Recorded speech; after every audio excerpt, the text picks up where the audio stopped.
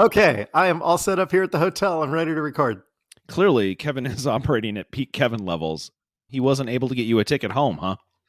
No, he couldn't get me a reservation for dinner last night either. Oh, so what'd you do? Do you want the truth or do you want me to say something funny? I'd like both, but, regular listeners of this podcast know better. Oh, that's fair. So? Oh, I'm still in Anaheim. I went to a Disney restaurant.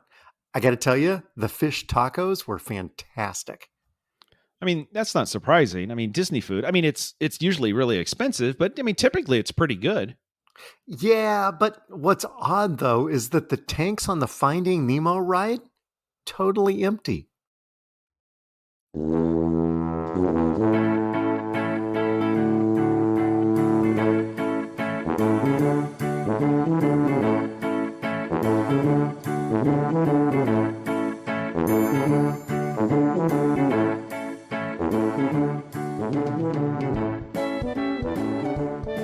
Hi, toddlers. Welcome to Talking to Todd, a weekly podcast with Dewayne Johnson and Todd Prinz, where failure is always an option. Thanks for joining us. Hey, Todd. Hey, how's it going? Pretty good. Pretty good. How are you? Better than that cold open. No, just kidding.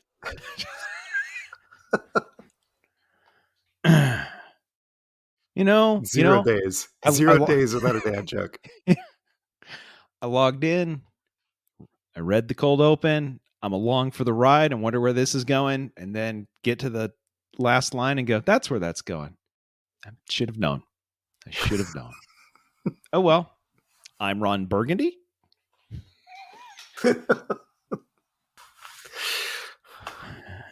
What can I say? It's not incredibly original. Fish tacos were good. One note, could have also gone with sushi. Could have. Didn't. No. I don't like sushi. Oh, yeah. Didn't we spend like 45 minutes talking about you guys making sushi at home that wasn't sushi with a fish that wasn't something else? Yes, we did. Yes, okay. Yeah. I like things that aren't sushi but are sushi adjacent. You like everything about sushi except for the fish part of it. Yes. Yeah. And sometimes the seaweed and occasionally the rice. Other than that, though, love it. Love it. All right, let's get to feedback, follow-up, and updates. I have nothing from toddler number 1. How about toddler number 2? Yeah, so Lisa got on a plane early Saturday morning, and I start getting, as she's flying, I'm getting texts.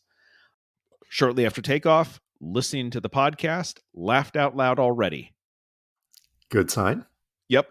I'm assuming everybody around her on the plane was at 6 a.m. was really happy for that. And then I got, by the way, it might just be me, but this podcast was hilarious this week. I do think Delta might want to check the pressurization of that plane, but you know what? I'll take it. And then the last one that I got there was the Free Britney thing. OMG. Do you have to pay for it? No. It's free Britney. I have laughed all week about that. All week. Oh my God. Yep. That was some great work out of you. You know what? That was a teamwork. You set it up and then, that was just a yes and. That was yes and. Oh. Let's see. I think we broke Sheri. Yeah, we did get some feedback on that. I said these could, in Sheri would argue, I believe, because I think she's going to, that these shouldn't be feedback. This should be actuallys. Actually.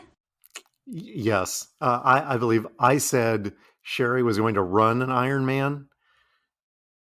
And one does not run an Ironman. One would run, bike, and swim an Ironman. And if you want to get pedantic about it, not in that order. I believe that wasn't the only thing she corrected us on, however. It was not. What was the other thing? You said that she was running an Ironman and she ran a half Ironman. Yes. Yes. Because only crazy people participate in full Ironman. Men? What is it when women do an Ironman? I don't want to go there. I don't. Shouldn't it be an iron person? Iron they. Iron they. Thank you. Yes. I feel much better now. Yeah. So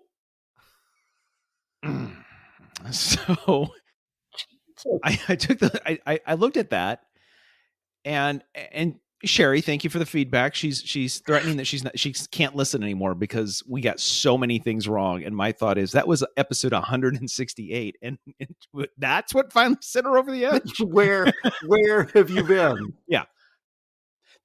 My guess is this is sort of, and you mentioned this last week, us talking about Iron Days is like me. It's like, sorry.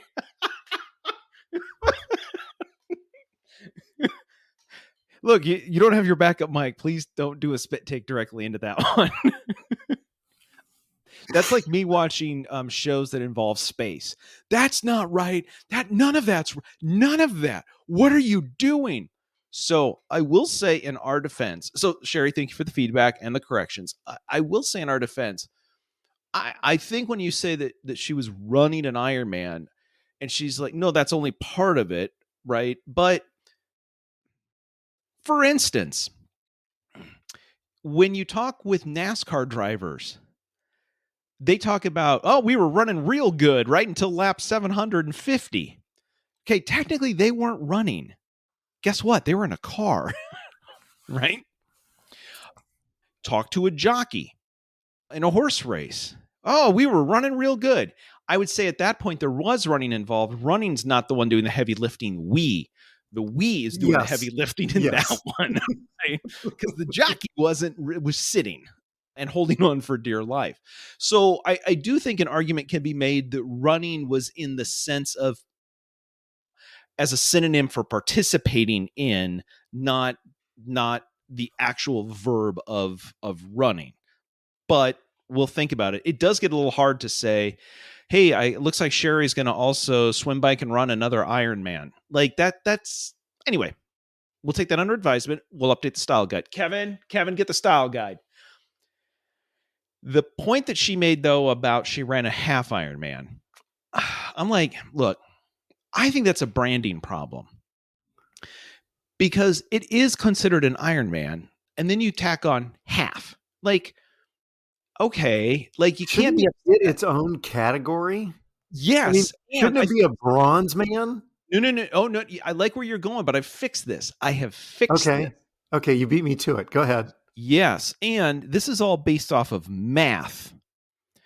Dewayne, and this is I know it's Todd ought to know later, but so follow me here. Do you know the periodic number for iron? Yes, I've committed this to memory. Sure, why not? 70? You know what? Greg is shouting it out right now. Yeah. How do you two idiots not know this? Well, he has the brain this week. We have the funny. He has the brain. Or we had the funny last week. Yeah. Iron is 26. Oh. So simple math tells us that a half of 26 is 13. Right? So congratulations, Sheri, for completing and competing in and completing another aluminum man. Problem solved. We'll send you the bill. That was an aluminum man. Foiled again. Oh my. Oh, I don't. Jeez. I don't. Oh, wow. You got to take something that might have worked, and then you just. Yeah. No? Okay. It's going to take several efforts to catch up to your dad joke of the year. I'm not sure foiled again is going to do it, but it's not going to keep me from trying. You know what? You know what I like is I like that you periodically give them another shot. Yeah, you're rethinking your choices now, aren't you? Okay. I kind of am. You sucked all the oxygen out of the room. I'm not doing this. No, I'm not. Nope. I'm not doing this. Until you think of another one. Maybe. Are we keeping track of them? Do we need to chart our progress? Oh, just. Okay. You've really brought down the specific gravity of this show. So let's keep it light again and let's move on. Okay. You know what? I'm going to be the noble one here, and I'm going to say we're done. By the way, that's it. That's everything That's I remember. all? That's everything I remember from all of my education. Oh, that's it. Thanks, Broman. Yeah. We get emails. Yes. Occasionally. We get letters. Yeah. We get letters. We get lots and lots and lots and lots of letters. Jesse, send a letter to feedback@talkingtotodd.com. Hold on while I pull it up. And you pull it up. I don't know. I'm going to have to add more RAM to my computer to open the whole email. Jesse writes, hello, visiting scholar Todd and very senior fellow Dewayne. Apparently that's not going away anytime soon.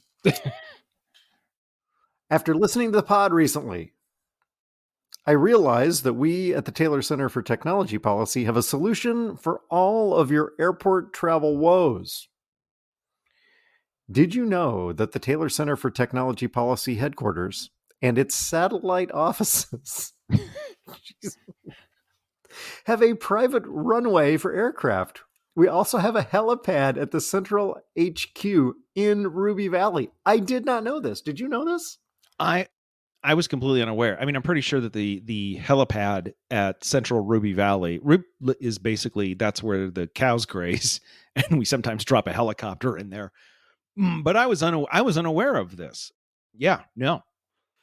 They've apparently purchased a used Gulfstream 5 from government auction. They've also upgraded their satellite-based Wi-Fi access points. Huh. Interesting. But he's to cut to the chase here. He's offering us free use given our status. I don't know if this is diamond level, platinum, titanium. I don't know. Tungsten. Given our nice. That's a pre-show callback. Yeah. Nice work. Yeah, it is. That's funny for us. He's offering us complimentary travel based on our status, and the plane will not fly to Minnesota or Palm Beach, Florida. Or where's your favorite resort? Oh, yeah, Puerto Vallarta. Okay. We'll find out whether or not it'll take you there. But Taylor... no, Ensenada. Sorry, Ensenada. Yeah, I don't believe it can go to Ensenada either. No? Yeah. Okay. Well, if you do, the seats in the plane have to shake the entire way and not be strapped down. Yeah. He also points out the best part is you can fill up your coffee at our award-winning coffee nook before your departure. Oh, hey. Fantastic. Yeah. The plane is named Taylor Eagle 1. Apparently the legal Eagles were on the naming committee. Oh, so we have that now at our disposal. Fantastic. Signed, Excelsior, Jesse Taylor, founder, chair, and pilot in training. Well, yes, because we only need to buy the fuel, FAA fees, documents, and we have to fly it ourselves. But beyond that, it's free. It's free. Oh, well, in that case. Yeah. Notice they're also expanded. They're in Ruby Valley, Las Vegas, Tuba City, Napa, and now Carlsbad. Yeah. Real quick. Yeah. There's some funny stuff in here. Ha ha ha. I also believe that this was an actual offer. I have in writing that he offered the free use of a Gulfstream 5 jet. So, okay, so this is not what we're watching, but within the last month, and I've not covered this on what we're watching, did you see that there's a documentary on Netflix called Hey Pepsi, Where's My Jet? I'm aware of it. I haven't watched it yet. It was recommended to me by a bartender in a pub in England when I ordered a Pepsi when we were there in January. And while I was ordering, he's like, "Hey, there's this documentary on Netflix. You got to watch this." I got to tell you, it's awesome. 4-part series, and it's about this kid. Do you remember the Buy Pepsi Get Stuff promotion in the 80s? I remember remembering it at this point. Okay. Yeah. And you could get sunglasses or a jean jacket or frisbees or whatever for turning in Pepsi points. And the last thing in the ad was a Harrier jet. And this kid went, huh. So he puts together a business plan. Spoiler alert, puts together a business plan to hire people to buy Pepsi and pull the points off, and how many warehouses and all over the country in order to do this to acquire enough points to get the Harrier jet. And he figures he can do this for about $12 million or something like that. And the Harrier's worth 35 at that point, right? Yeah. Like, I can make this work. And then, even better, again, spoiler alert, he reads the fine print and you can just buy points without having to buy all the Pepsi. So they write a check for all of the points that they'd need and send it to Pepsi and say, okay, where's our jet? And then the lawyers get involved. I will say, this is why you want the legal eagles involved earlier. See, the lawyers always get involved. You either get the lawyers involved up front when you write the funny haha copy, or you get the lawyers involved after you release the funny haha copy. But one way or the other, you're right. They're always involved. Yes. Anyway, I do recommend this. It is on Netflix. It's called Hey Pepsi, Where's My Jet? Hey Jesse, Where's My Jet? Show title? Show title? Could be. I don't know. You've already had a couple that could qualify too. Let's see. One last bit of feedback. I out this morning ran into Don, who is out walking Wrigley. Don wanted to let me know they were getting caught up on the podcast and he was enjoying it and found it very entertaining. And then also asked, "Hey, what do I have to do to get a number?" Yvonne's got a number. Wrigley's got a number. He's like, can I get a number? So we're going to have to get done. Now, my thought is the easiest thing to do is just continue the sequence. But I'm wondering, we might give this a week to see if we can't come up with something else. Well, I need to know whether or not he walks behind Wrigley or in front of him. To figure out to decrement whether he becomes increment. 1059 and a half or 1061. Yeah, I see what you're saying. Yeah. I will take that as follow-up for next week, and we will get the unveiling of a new toddler number next week. Fantastic. And Jake sent us a note, but it also is actually when I got put in the penalty box. Yeah. For diving. Yes. Jake, listening to the podcast, regarding your stretch in the penalty box, diving is now referred to as embellishment in the NHL, which is a fantastic name for that particular offense. Oh, yeah, I got 2 minutes for the embellishment. Oh, yeah, you betcha. Wait, I'm just thinking, I mean, I know the penalty box isn't like prison. What are you in here for? Slashing, game misconduct, embellishment. Uh-huh. Yep. Thank you, Jake. We stand corrected. We sit corrected. How about follow-up now that we're 25 minutes in? Yeah, I'm gonna go through this fairly quickly. Last week we talked about how all but one of the teams that voted against flexing Thursday night football got 2 Thursday night games this cycle.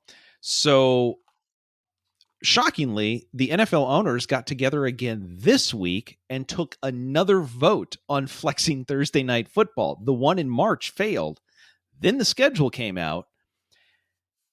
Shockingly, it passed for this season.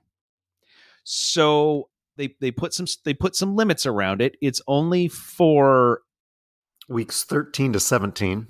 Weeks 13 to 17. They can only do it twice, and I believe they have to give the teams 28 days notice instead of the 14 days notice beforehand. Yes. Now my thought is you're giving 28 days notice. That's 4 weeks. By the time you flex a game in the team may have gone on a 4-game skid, and suddenly you're like, oh, we've screwed that one up.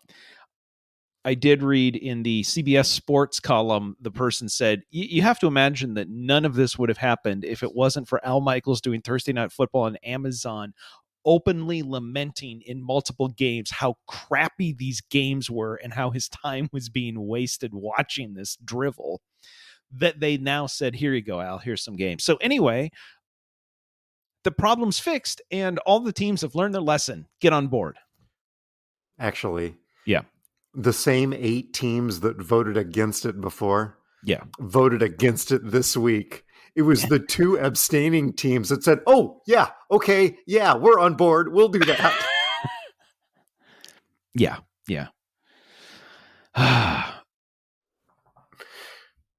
Moving on. By the way, turns out we missed National Train Day. How dare we? That feels like something we should be celebrating here. It was on May 13th this year. I don't know if it's like a Easter where it rotates or something.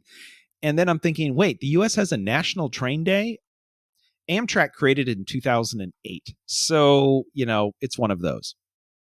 No wonder why we missed it. Actually, if it's Amtrak, we didn't miss it. It still may not be here. It was scheduled to be here on May 13th, but it hasn't pulled into the station yet. That's so accurate. It's funny because it's true. Let's see. I don't think our devices listen to us, but I'm starting to have a hard time justifying that to myself. This is now this is one of 4 stories that have shown up in my Apple news feed in the last week. Am I getting a text? Yes, you are. Bing. Miley Cyrus retires from arena touring. Vanderpump Rules. There it is. I'm now getting Vanderpump Rules stuff in my news feed. Thank you, Vitey. That's fantastic. This is no good. This is awesome.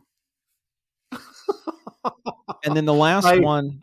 Yeah, go ahead. You're not alone. I'm also getting Vanderpump Rules stuff in my feed. This is how it works. Somebody tells you something funny, ha, and then you can't. This is like saying you might be interested in an Amway dealership, and now you're on the list, and you're never going to get rid of them.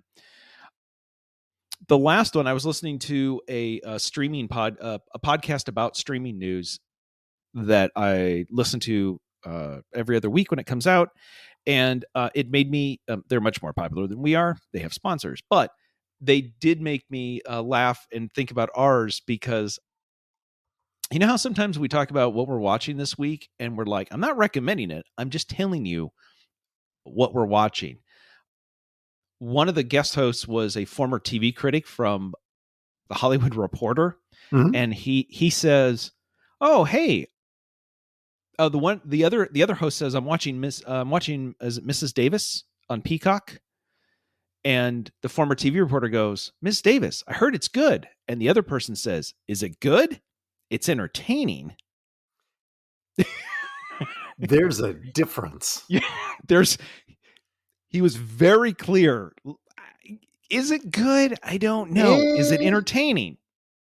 Yes. So, but so is a train wreck where you can't look away. yeah. I mean, it kept my attention for quite a long time. So, anyway, anyway, there's all the follow-up for this week. How about we've not done one of these in a while. How about do we have a hot damn update? Just as you're preparing for RAGBRAI, because I've been getting on the bike and I was looking I probably need at least a second pair of shorts, bike shorts, just to have an extra pair. And I was looking and I found, I went to bicycling and I found this and I thought, hey, Dewayne, if you need a second pair of bicycling shorts, I just wanted to let you know, you might want to jump on this. This seems like a pretty good deal.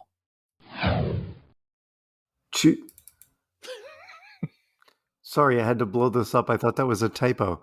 $2,017 at Trek Bikes. Yeah. But light and comfortable. The cons, however, are fabric could tear more easily than on other models. So they're expensive, but they are fragile. Oh. The funny thing is, I figured that was a typo on the website. So I clicked on the link and it says it's $2,017 at Trek Bikes. I clicked on the link, went to Trek Bikes. Nope. I'm assuming it's a typo over there, but you could hit buy now. So anyway, if you need to drop more money on the shorts than on the price of our bikes combined and the money that we spent to refurbish them and then double fly out here. Yeah. I mean, anyway, there you go. I just thought I'd throw that out. Have you gotten your RAGBRAI jersey yet? I have not. No, neither have I. Yeah. But registration has closed, so they should be slowly processing our orders and getting us our wristbands and jerseys. Sweet. I only bought the one jersey. I'm probably planning on wearing it both days. That works. Since we'll be sleeping at home and I can wash it, though it may stand in the corner by itself before we're done. Let's see. Oh. Uh-oh. No. It's not fair to deny me all the cross-eyed that I checked it to me. You ought to know. You like that theme more than you care to admit. The theme's great. I love everything about it except for the part that I play in it. Oh, well. So, did you know, Todd, something Todd ought to know, this week was the 26th anniversary of what event?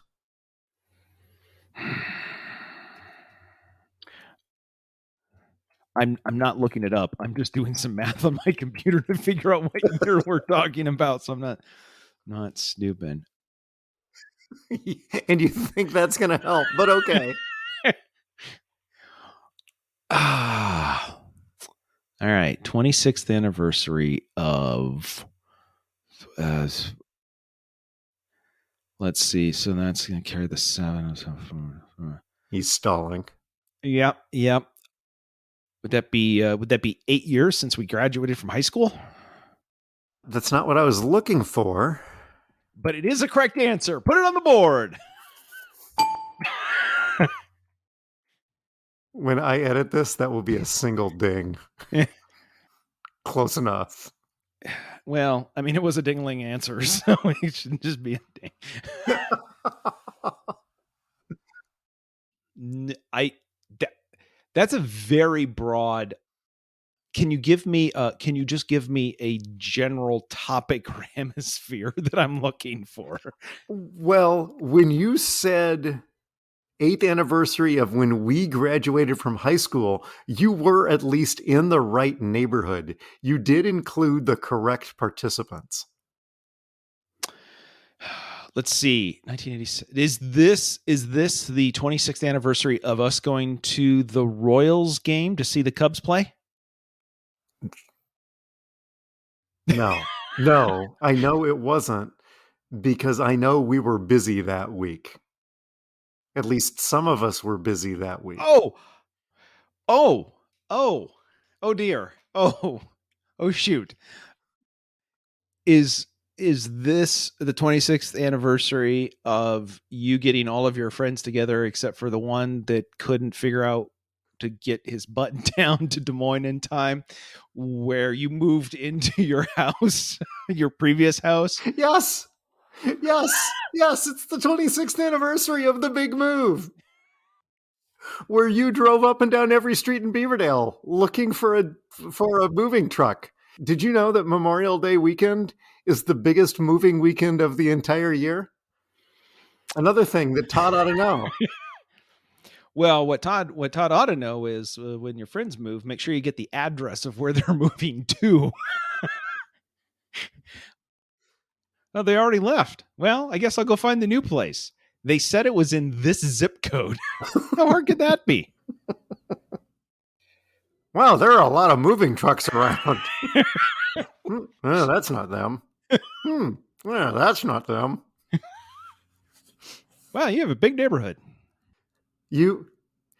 I will say, though, you did get it right.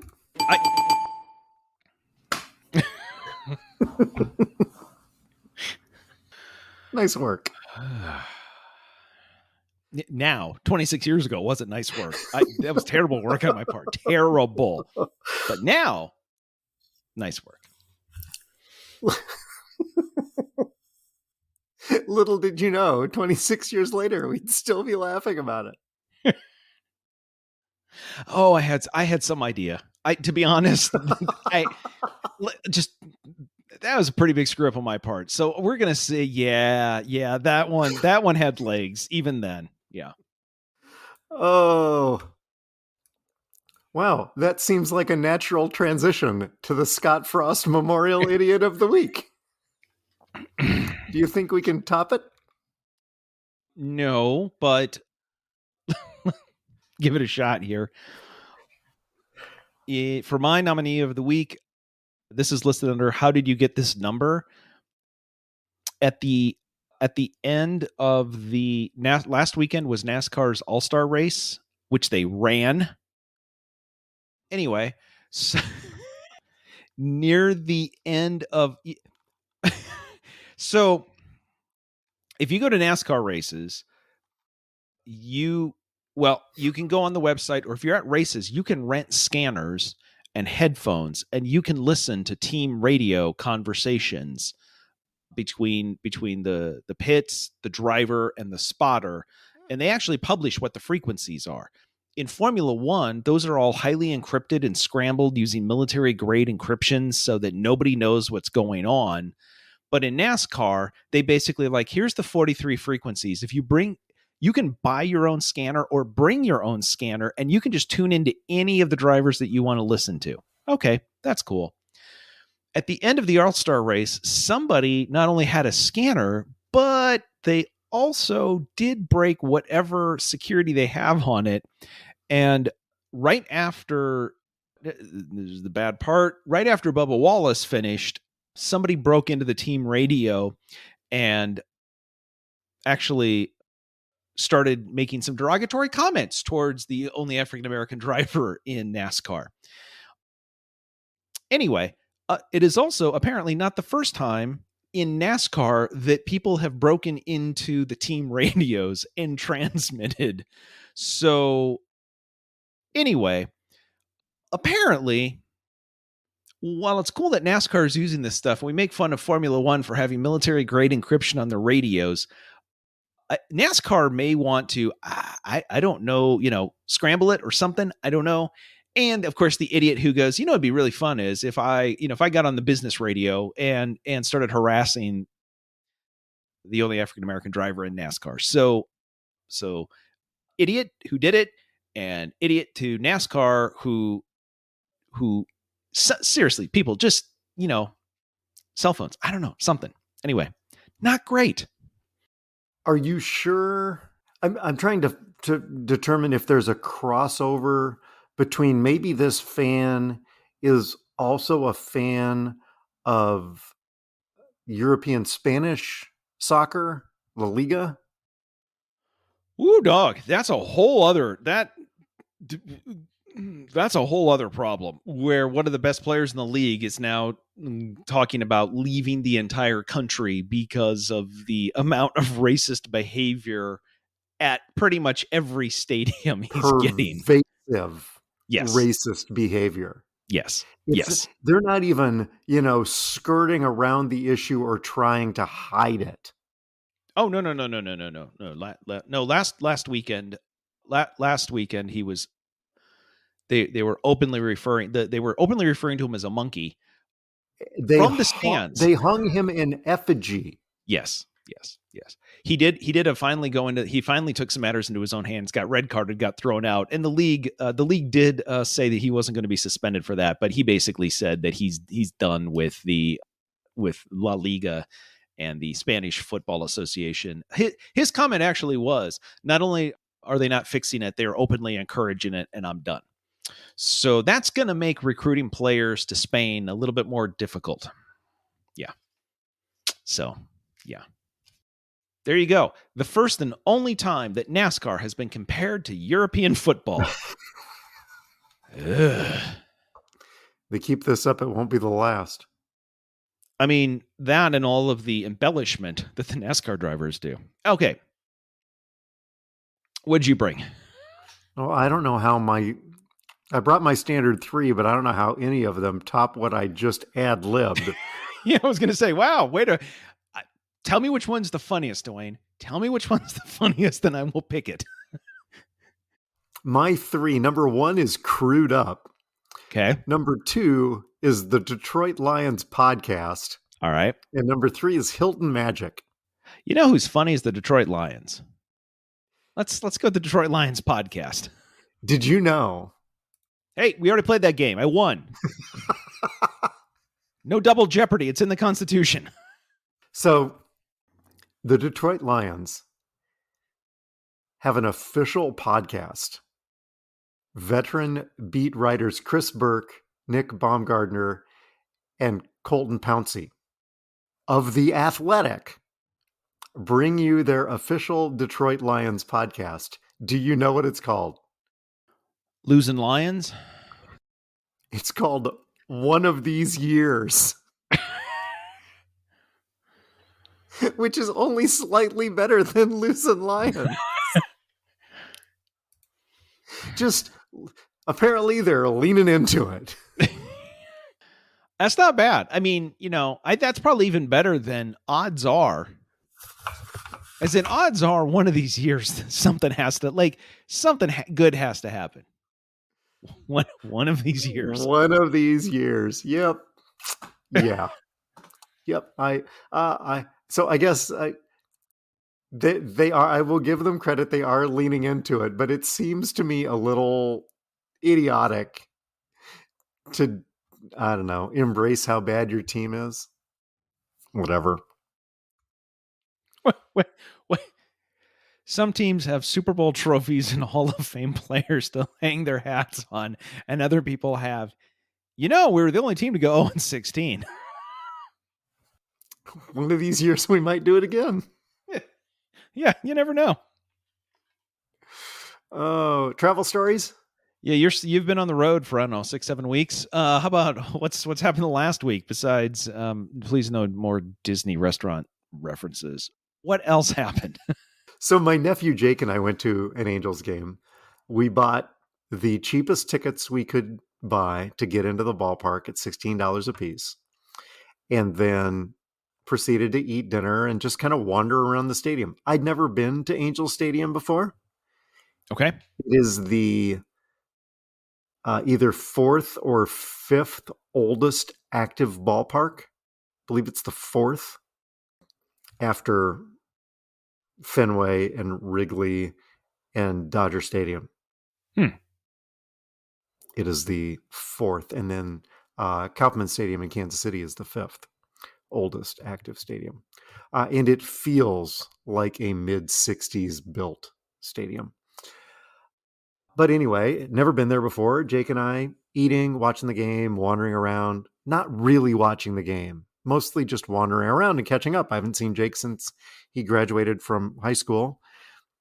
And so we're sitting, we started out in the outfield, long way out, and it's an Angels game. So we just kind of wander around, and eventually we end up sitting behind home plate. Now, granted, we're up on the third deck, but we're right behind home plate. So we sit there for another inning and a half or whatever.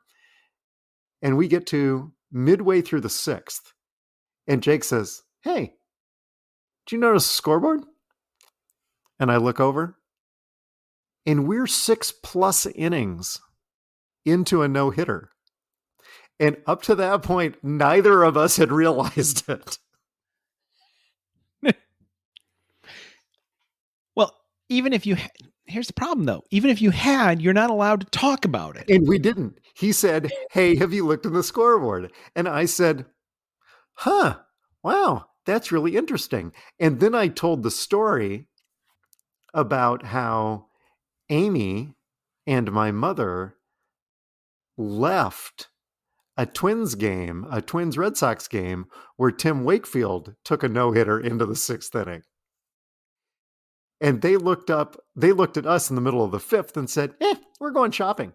And I'm like, "Are you kidding me? Do you know what's going on right now?" Yeah, nobody's hitting the ball. Yes. It's boring. That's why we're going shopping. That's exactly what they said, and that's exactly what they did. It's like it'd be like going to a hockey game and be like, "Hey, they're having a no goal. This is a no goal game." And what? Why would No, we I do wanna that? say- Yeah, what? When? Or what we call just a regular Sunday in the Premier League. Anyway, So there's that. So yeah, I'm still on the road. I'm planning on being home on Friday. Knock on wood. You watch anything good? Lisa's been gone, so all of our shared shows have been paused because, as Lisa's pointed out, so we watch the shows we watch together. We watch together. So when one of us is traveling, normally her, those go on pause, and we don't if we're watching them together, we watch them together. So there's no Ted Lasso this week. We haven't watched anything. You know, Apple has this thing where you can watch together separately. That would assume that she's in a place that can stream or get the internet. Oh, it sounds like we may have content. Next week could be an interesting set of stories. Excellent. So I have been there are a couple of shows, quote unquote, "Did you like that?" unquote shows that I could be watching right now that I haven't gotten to yet. Instead, there's been plenty of time on YouTube. We're talking about the RV trailer, the RV that we have. The trailer maybe I think it's probably going to be sold here at some point for reasons, and maybe going to a smaller one. So I've been researching smaller trailers on YouTube. I've seen all the videos on the ones that we're looking at, all of them. I've seen all of them. There's a lot. Anyway, I got to the end of the YouTube and I said, "Is there more?" And they're like, "Was that not enough? Are you not entertained?" By the way, one of the companies that makes one of the ones we're looking at, Dewayne, is located in northern Minnesota. So if we buy one of those, I'm wondering, could you just pop your truck up there, go grab it, bring it back, maybe meet us halfway? No? Thanks, Eli. Anyway, so not a lot of watching on my side. I'm happy to meet them just north of Mason City and bring it back from there. Not crossing that line. Not doing that. There are some lines I will not cross. You should also, speaking of small trailers, ask Greg about the small trailer that followed he and I to Philmont and back. that might be a possibility. That's a reference for one person. Yeah. Yep. All right. Okay. I look forward to some feedback on that. What are you watching this week? I'm watching People at Disney. Do I need to say more than that? You know, quite frankly, edited correctly, it could be probably more popular than Drive to Survive. Since January, the people at Disney have not started, or they've not stopped. They've not stopped stopping abruptly for no particular reason. Just here to report. Live from Disney, people are still morons. Back to you, Ted. Yup. Oh, Lord. Did you learn anything this week? I did. So I'm going to... I think Lisa's going to have plenty of travel stories for us. This one, I think it's okay for me to use because I think she's going to have so many to share. This represents, you know how we talk about, we've talked about me needing to correct flight attendants and some aviation stuff. She was on an airplane on Saturday, and I got a text message, and her question was, what kind of equipment is on this plane right now? And I said, what? And she sent me a picture. So this was in the seat back pocket of her airplane. And she was concerned that the 737-800 had 900 rafts on board. That's rats with 2 T's, like the band. That is not. You're making that up. It's rafts. Rafts. Oh, rafts. I saw 800 to 900 rats. Nope. Because notice there's the little yellow circle of the inflatable rafts that you can get into. I thought those were discs of cheese that the rats would eat. She was very concerned. Why would a plane need 900 rafts? Where are you putting all the people? Yeah. Technically she wasn't, but she was a little like, wait, have you ever seen a safety card that promotes we have rafts on board? Like, they talk about it, they're in an overhead bin or whatever, but you don't normally call it out as a like, oh, this is the plane with the rafts. So anyway, in the apparently more than likely event of a water landing, that's not what they normally say. Yeah. You will find a raft under your seat, above your seat, to the left of your seat, to the right of your seat. Each armrest. Yeah, we have rafts everywhere. We've done this a lot of times, and we figured out that 900 is the exact right number of rafts that we need on this airplane. That's a 737-800 / with 900 rafts. Let's do this. I think I'm going to pay attention to the safety briefing on this flight. Why is the flight attendant already wearing the life preserver while serving drinks? Anyway, so apparently, if you're a fan of rafts, the 737-800 is the plane for you. Yes. How about you? What did you learn this week? On Monday, I played golf in San Diego. And when I was done, I was walking through the parking lot and I was catching up on the texts that I had missed while I was golfing. And I get the keys out of my pocket for the rental car. And which is not a Ford EcoSport. It is not. Okay. Yes, you're correct. All right. It is a small black 4-door sedan. It's a Kia Forte. That's important. We've covered this. Small black 4-door sedan. Yep. I hit the unlock button. I see the lights go on the car out of the corner of my eye while I'm texting and walking towards the car. I open the door. I get in. Wow. That's really weird. Why is the seat up so far? Flip open the keys, go to put the key doesn't fit. I grab the seat, I push it all the way to the back, adjust. It's really weird that the seat was up so far. I look into the cup holder, and there are 2 sets of sunglasses in the cup holder that weren't there when I got in. And then I look at the steering wheel, and it's got a bow tie on it. It's a Chevy. It is not a Kia. And I went, I don't think this is my car. At which point I get out, close the door, look at it. Nope, not my car. It is a small black 4-door sedan, but my car is next to it, which I then get into quickly, put the keys in, and drive away, laughing to myself, thinking about the person who actually gets into that car and goes, wow, how come I can't reach the pedals? What I learned this week is many small black 4-door cars look alike. Until you told me that your car was parked next to it, I was feeling in my head, there's no way that your key fob could have unlocked the car and you saw the lights flash, which then made me think the only way that could have happened is if the actual owner was walking up to the car and unlocked it. And then as you're exiting the car going, wow, that's pretty funny. Boom. Less funny.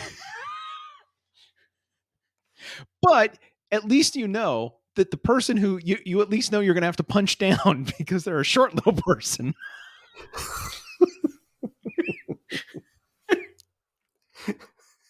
They're fun sized. As they pin you down and just wail on you for trying to steal their car. This isn't fun anymore.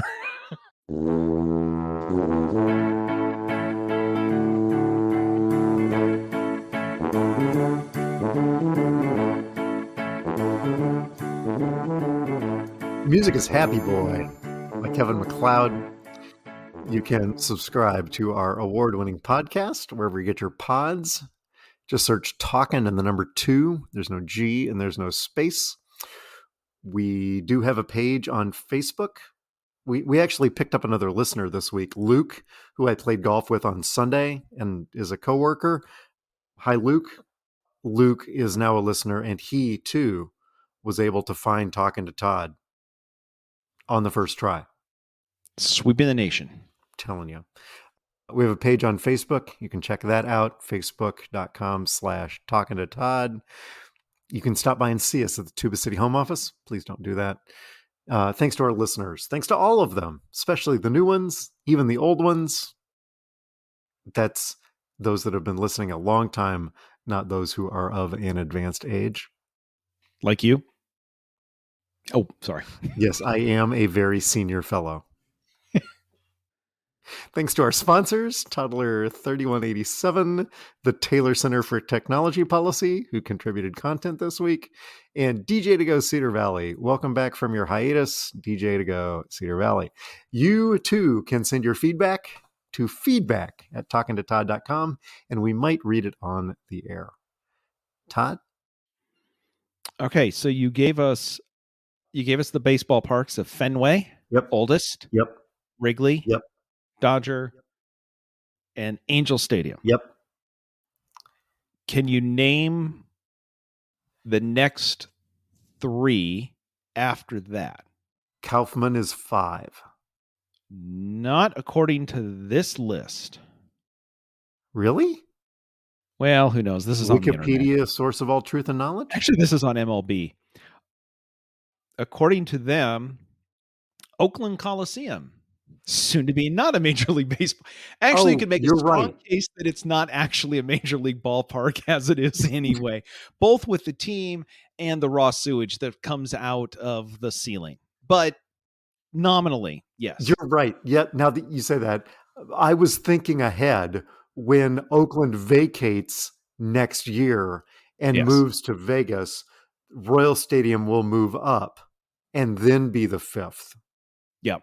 So right now they're the 6th. Kauffman Stadium was built in 1973. Now, can you give me the next? So 1973, Kauffman We had a couple. We had 1912, 1914. We had 3 in the 60s, 1 in the 70s that's still in use. Do you know what the next one was and the year that it opened?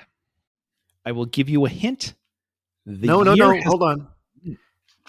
Rogers Center, 1983. You got the stadium correct. The year is wrong. The year has been mentioned already on this podcast. 1986. The year has already been mentioned. 1987. 1997. 1996. 1996. 26 years ago is the 8th anniversary. 1989. It opened in 1989. I was trying to do some. Anyway. Did we mention 1989? Did we just said the year we graduated from high school? Implied. Anyway. So it was implied earlier. Had you said it was implied? 1986, 1987, 1988. Am I getting there yet? And then you go from 1987, then you go to 97, then you go to 90. You're all over the place. Anyway. That did not work out the way that I thought it would. That was a lot better in my head about 70 seconds ago. But I got the stadium right. You did. That is a stadium I'd still like to visit before they implode it. Because at some point that's going to happen. I would like to go stay in the Marriott at Skydome, the Rogers Center, and watch a game on the field in one of the 70 rooms that faces the stadium. I think that would be cool. One hint, keep the curtains pulled. Just at all close times? The curtains. Depending on what you're doing in the room, close the curtains. Good note. Hopefully, we won't have anything we need to clean up next week. No guarantees. But we'll be back. Hopefully next week, we'll be in Studio 1 and Studio A for the first time in God knows how long. Oh, looking forward to it. We'll be back. We're talking to Todd.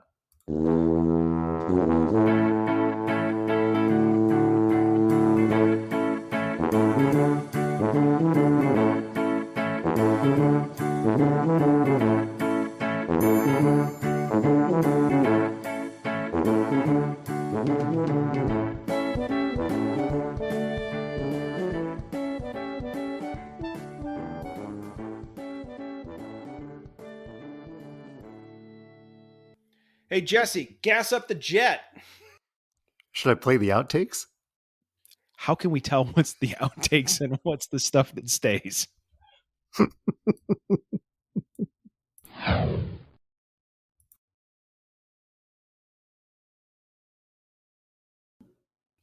What does it say that before we start recording, it's like we're both getting ready for a workout? You've got to hydrate and I got to stretch. It's sad. I'm hydrating with makers, man. I'm not hydrating. You know what? Whatever gets you through.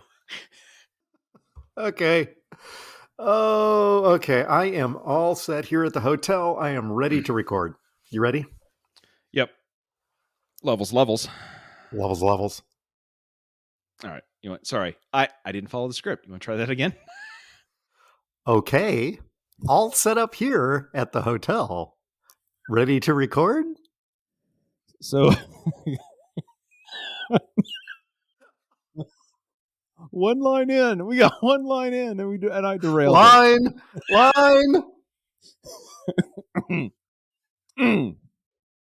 Clearly Kevin is operating at peak level. No. Too much work to edit?